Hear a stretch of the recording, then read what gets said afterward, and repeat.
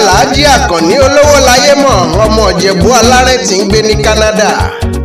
Mebí olówó láyé mọ̀ lótìtọ́ o, Èdùmàrè kó jọ̀wọ́ bùn wá lówó rẹpẹtẹ. Alhaji Tóyìn Àkànní olówó láyé mọ̀ wọ́n lẹ́ẹ̀lé lọ́dún ẹ kú oríire ẹ ò ní kájú ìbànújẹ́ lọ́lá Àláhù.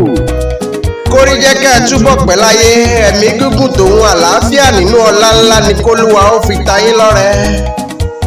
Àlékún owó, àlékún ọmọ, àlékún ọlá, àlékún iyì tòun tẹ̀yẹ kẹ́ ẹ má dẹni àná lọ́lá Olúwa. Wọ́n àràfà náà mọ́ ń kà náà léyà àgbéga ńláńlá kó máa bá yín níbi gbogbo. Iṣẹ́ yín ò wá ní dìṣẹ́ o, káráyé ó mọ̀ṣẹ̀rí yín sá, ìṣesí yín ò ní báráyé nú, ẹ ò ní dẹni bí ìgbọ̀nsẹ̀ lójú aráyé, ayé ò ní kọ̀dí àìmọ̀ ṣe sí ọ. Ǹlẹ́ o, ọmọ Ìjèbú alárẹ̀ níjẹ̀bú Igbo, ọmọ Orímọlúsì. Alhaji Àkànní lọmọ Orímọlúsì, ọmọ ọlọ́jà gbọ́, ọmọ àìmọ̀ bí orí bẹ́sẹ̀ rè, mebí orí nìkan ló kúkú mọ lásìkí nínú ayé. Ǹlẹ́ ọmọ onígbò àdéwúre, ọmọ awúre afàṣẹbanu. Òṣàjẹ́ ń dàbí onílé yìí, ọmọ ògbúrò kú pàlẹ̀kùndé, ọmọ ojúromi tó fàkọ́ bí ọmọ rẹ̀ ṣètùtù ìlú níjọ́sí. Ǹlẹ́ ọmọ olújóbòsìn adẹrú bí ẹni dẹran.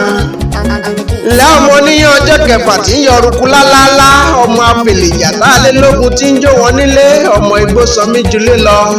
Ǹlẹ́ o, Àkànní ọmọ àgbàrá òjò tí ń bá ní ìjà tí ń gbójúde bàbá ńlá kú bàbá ẹni lọ́wọ́ ẹni. Ọmọ ògbégbá pẹ̀lẹ́ òun àwo pẹ̀lẹ́ ròde pẹ̀lẹ́pẹ̀lẹ́, ọmọ òrìṣà má jẹ́ ń kú, òrìṣà jẹ́ ńlá, òrìṣà má jẹ́ ń kú o jàre.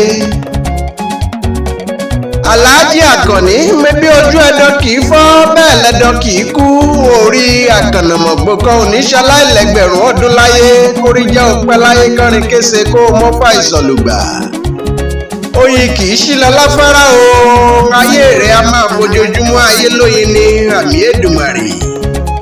Ọ̀fọ̀n Táíwò ló ní kí n kí ọ, aláṣẹ àtolùdarí iléeṣẹ́ Bistil Security Company ni ó ní kí n kí ọ, ó ní okú ọdún okú ìyèdú o. Àló tún ní kí n kí ọ pé ìgbà ọdún kan ni ó ló ṣe okú àlọ́wọ́ sí ìgbà gbogbo, kórí jẹ́ àrí ọpẹ́ láyé o. Dókítà Olúṣọlá Ìmísí ohun lèmi ń já, èmi gangan lọ̀mọ̀wé akéwì ìgbàlódé tí ń gbé lórí ayélujára.